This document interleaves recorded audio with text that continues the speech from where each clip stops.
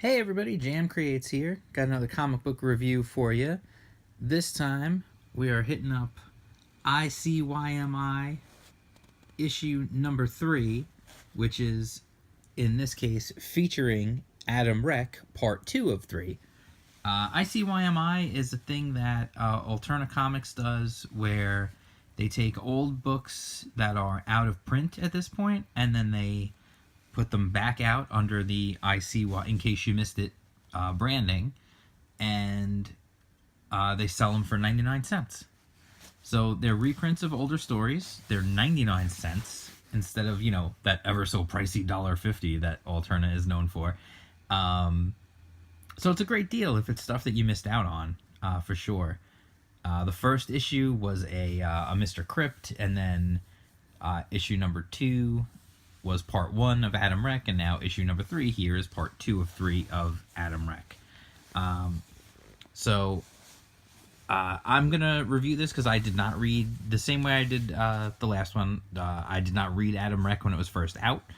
As some of you may or may not know, I only really got into Alterna's books about last year sometime. So there is some stuff I missed out on, which is cool. I'm catching up on it, and this is helping me.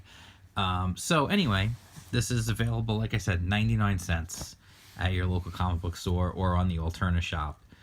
So we're in part 2 here. So if you remember part 1, Adam and his family were out in space and they were hijacked by pirates, and his parents were kidnapped and he escaped on the escape shuttle, landed on this weird planet, and ended up running into Captain Voric and finding I forgot what it was called now. The Star... We'll get the name. So anyway, it's like the most precious thing in the universe, and he happened to stumble across it on this planet. So he knows where it is, so he's going to use that. He's made a deal with Captain Voric that he would help him to rescue his parents if he could lead him to this thing. So before we go any further, words and art. So the art and the story by Michael S. Bracco. So this is one of those one-man band type deals. One guy did everything, which is cool. It's kind of cool to see that kind of stuff, like when that happens, because you don't see that too often. And so when you do, it's pretty neat to see, because it's entirely one person's vision, in its entirety, from start to finish, words to art. It's all one guy's vision, which is neat. So this is an all ages title, so it's good for anybody. It's good for any age, and it's got this really unique coloring palette. It's basically like black and gray and white and orange. Those are the only colors. I'm really not sure how he came up with that palette of colors, but it works. It definitely works. It gives the book a unique feel, gives it a unique look for sure. And it's funny because the art style, when I was reviewing the first issue, I wasn't sure. I saw the art style and I was kind of like, I don't know this. I don't know if this, but you know what? Like, after reading the story of the first issue, which totally won me over, and then the art won me over as well, and now I'm just into it. Now I really like it. And so I was excited to see what would happen here in issue 2. And I will say this: it continues to remind me of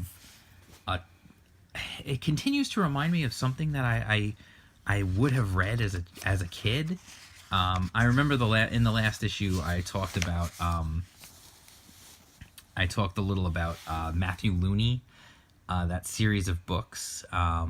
And apparently, from what I did a little research, and apparently those books are considered fairly like classic, but also incredibly hard to find.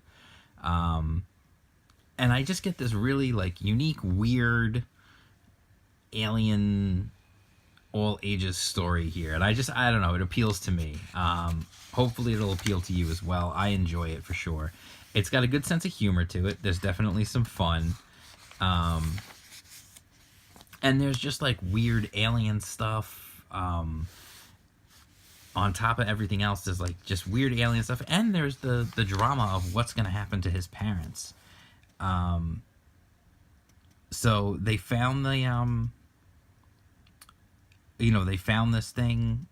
This is it right here, the star that they were looking for. And the funny thing is we find out that nobody really knows exactly what it is. Some people think it's a weapon. Some people think it's an energy source. Nobody's actually really sure what it is, but everybody wants it. It's one of those things, which is fun. It's cool. So him and Captain Voric, he leads Voric to this, and then Voric agrees to help him find his parents. And so he takes him to his ship, which looks like a fish, which is just one of those fun, weird, random things that makes. I love this panel right here where he's like, a fish. He makes that that's just fun. I don't know. I like that. I thought it was very expressive, and I thought it just worked. So anyway, he's explaining the pirates, and Voric agrees to take him. And meanwhile, the pirates are they suddenly, you get a little in view of what the pirates are thinking, and it's definitely not looking good for the parents, because suddenly they realize, hey, meat. They're gonna eat the parents. You heard of meet the parents? Well, this is eat the parents. So that's definitely not a good thing. The Trillion Star, that's what it's called. So here he's like explaining what it is. It could be a map of the universe. Some people say it was created before the universe even was created. Like it was like a blueprint for the universe. So, you don't know exactly what it is, which is kind of cool. And then it leads you to this whole thing where now they're going to try and get his parents back. And they go through this. I thought this was really cool. It was like they pull up against the ship, and then he's got this weird liquid wall thing that allows them to come through, right through. I thought that was really neat. Things don't exactly go the way that they had planned, well, let's just say it doesn't work out as smoothly as they had hoped. And I don't want to give away everything. I mean, I basically already almost have here, so I don't want to give it all away. But things don't exactly go the way they had planned for their rescue efforts. And we end up in a much more dangerous position than we were in even before, because now everyone's in danger. And then that leads us to episode 3, which of course makes issue 3, which of course that makes sense. That's how these, 3-act structure, and that's how that works. Things always get worse before they get better. So anyway, as far as the book goes, it's fun. It's got fun dialogue. It's definitely got some humor to it. But I wouldn't call it a humor book. It's suitable for all ages. There's nothing horrific in it or anything like that. It's just a good, solid, adventure story that I could see a kid reading and really getting into. Imagining themselves as Adam and being in this situation with these space pirates and aliens, and their parents are in danger and all that. I could totally see a kid really being into this, hardcore. And I really like it. I think the art, like I said, the art, when I first saw it, I was a little on the fence about it. But then once you actually experience the story and the art together and everything, it just works. And I've come to really like the art now. It's just, again, it's unique. Whenever anything is unique, it always takes a little bit to get used to it first, because it's not what you're used to. But again, I love different art styles and different techniques. I've talked about that many times. I've done videos all about that. So seeing anything that looks a little bit different is always interesting to me, and I'm always gonna give it a chance. So anyway, I would say, if you have not, I would go back, especially if you've got a kid. I would say anywhere from 8 to 12. If you got a kid, boy or girl, really, I think it would be appealing to, who's into science fiction especially, then definitely yes. But I would absolutely recommend, and honestly, for 99 cents each, for crying out loud, you're talking $1, you're going to be able to get all 3 parts for $3, and that's a whole bunch of story that your kid could read, and you can read with them. This is the kind of book I would see a parent reading with a kid, reading it together, and making it an activity that you did together, and talking about the story and stuff, because it's fun.